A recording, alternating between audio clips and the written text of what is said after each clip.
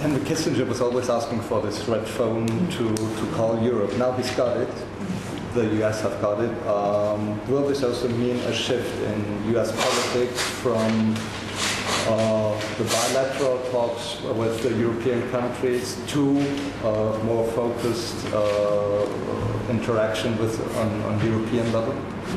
I would suggest the United States has actually always been a strong supporter of European integration from the very beginning, all the way up through the latest manifestation of through the Lisbon Treaty, and has always worked very closely with the Council and the Commission, with its representation in Brussels, as well as with the representation in Washington as well, and will continue to do so, as well as working with national governments as well.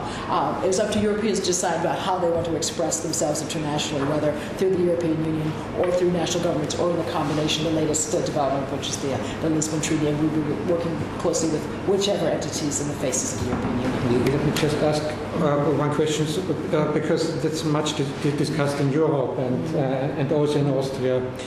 Two issues, I don't know whether you're really responsible for them, but the US joined the Human Rights Council. But what about the International Criminal Court? And now there was in the papers about this landmine convention that the US might not want to join.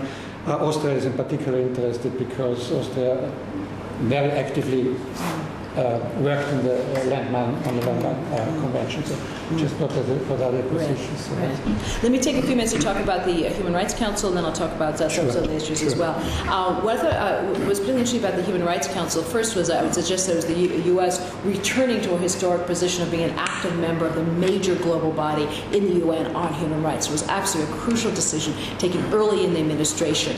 And then in particular, we thought it was important to arrive and to try to work at beginning to heal some of the deep rifts in the Human Rights Council.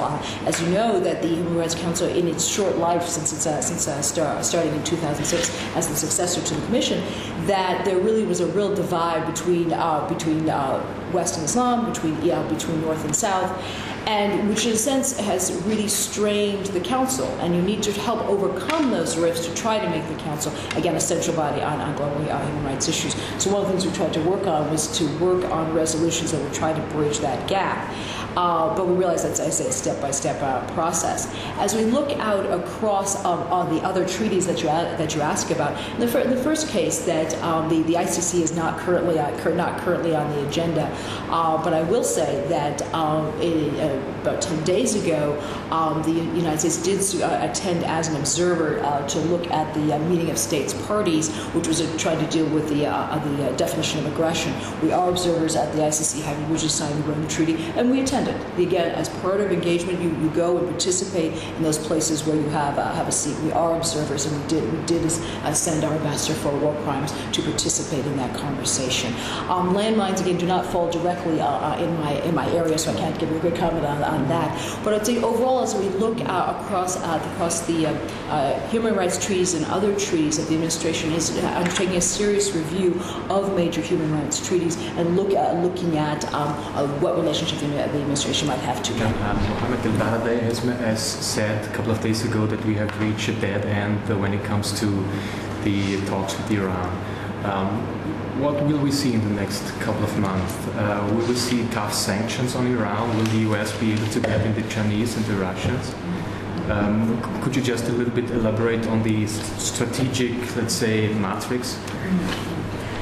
As you know, that this year the administration has pursued a dual-track approach to Iran, both trying to extend a hand to give Iran an opportunity to return to the international community and to return to its commitments on non-proliferation issues. But it was also said that if Iran did not take that opportunity, it was incumbent on the international community to take serious measures to address that.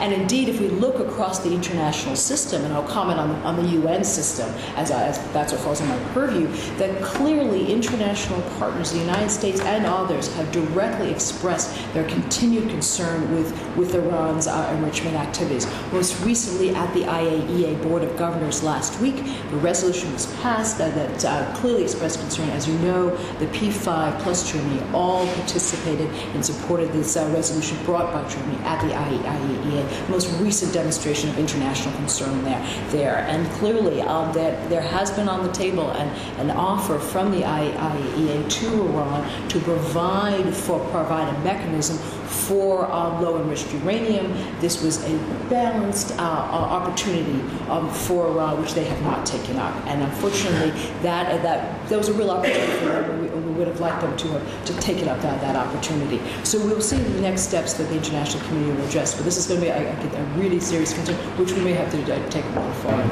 This is a real demonstration of concern by the P5 members, who are, of course, Security Council members, entering on Iran. And we've seen that they have been have consistently said to Iran that they need to meet their obligations. And so that clearly, because the IAEA is the global standard and global agency that watches on non-proliferation issues, that is an important expression that Iran and the globe should understand. And again, more general, to what extent are the goals of multilateralism supported by the general public, the overall average general public? I mean, for instance, in the question of the Comprehensive Nuclear Test Ban Treaty, evidently the last time Clinton wanted to have it ratified, it failed in the Senate.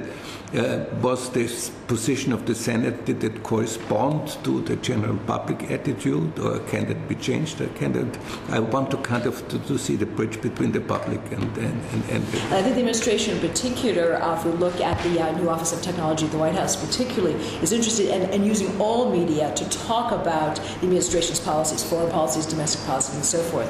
So that indeed, whether it's using the internet, using blogs, using Twitter, using a variety of different mechanisms, the U.S. is particularly trying to also talk to the American public about U.S. foreign policy issues. We also do the classic things of also going out and talking about it as well. So all of us spend a bit of our time also talking at home. So my last trip before here was actually out in California to talk about the administration's goals and what they mean for the American public.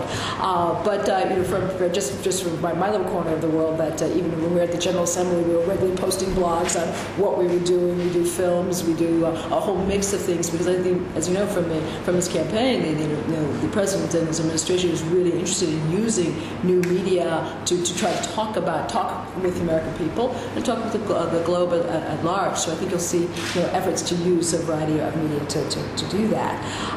And then in terms of the CTBT, a lot of things have changed since the last time that the Senate had an opportunity to look at the CTBT.